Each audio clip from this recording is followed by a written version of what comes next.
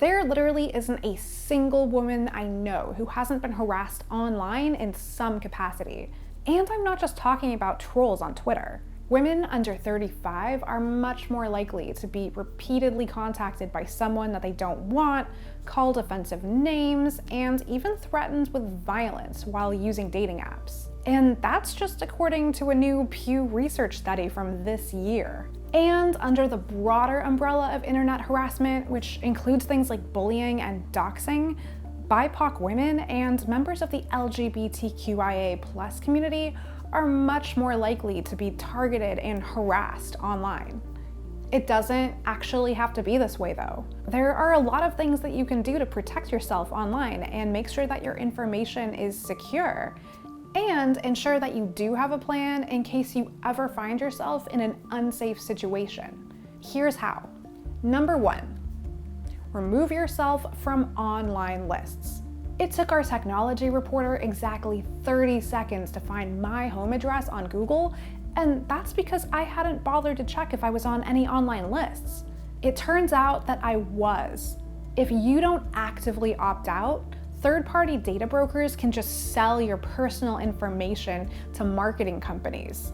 That information can then end up online for the world and that really creepy guy you just rejected on Tinder to see. To stop this, you're going to want to opt out of direct marketing lists compiled by these companies. Acxiom and LexisNexis are the two largest data firms, according to the World Privacy Forum. You can opt out of Acxiom by going to their US Consumer Choices page. And you can opt out of LexisNexis by going to their direct marketing services opt-out. Other firms like Intellius and US Search will ask for your personal information, like your license, to verify your identity before you can opt out. If you do this, it goes without saying that you should block out your photo and ID number, and never give out your social security number. The National Network to End Domestic Violence also has a great resource on removing yourself from data broker lists. Also, if you really want to scrub yourself off the internet, check out the World Privacy Forum's entire data brokers opt-out list. Number 2, lock down your social media accounts. By now, you're probably used to a lot of unwanted visitors sliding into your DMs.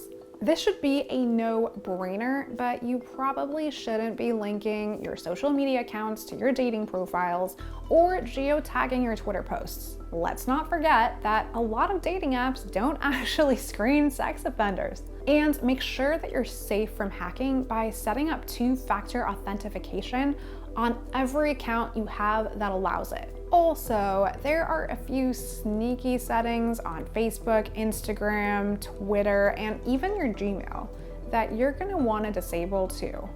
On Facebook, for example, you're gonna want to turn off facial recognition, limit past posts from prying eyes, and try to prevent Zuckerberg from selling your information to third-party sellers. On Instagram, you're also going to want to prevent the app from accessing your location metadata.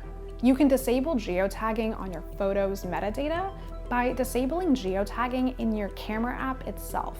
Likewise, you can also turn off the location tagging in Instagram through your phone.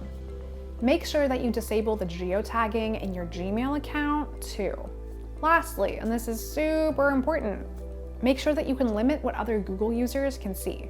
Twitter, thankfully, has a pretty easy way to remove location tagging.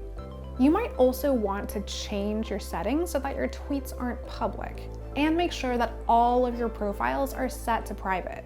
Number 3, get support. If you ever find yourself the target of threats and harassment, there are several things that you can do. Make sure that you're taking screenshots of everything, even if you're tempted to delete all of the messages that you're receiving. Keep logs to show patterns of abusive behavior. Block your harassers on all platforms while assessing your personal safety. If the person abusing you is moving across platforms, showing up IRL, such as leaving packages at your door or even showing up, then it's time to contact law enforcement. Laws governing online harassment also vary state to state, so depending on the situation, you might need legal help too. The Women's Media Center has a great guide on educating yourself about online harassment. End Tech Abuse also has a great resource that can help you collect evidence of harassment.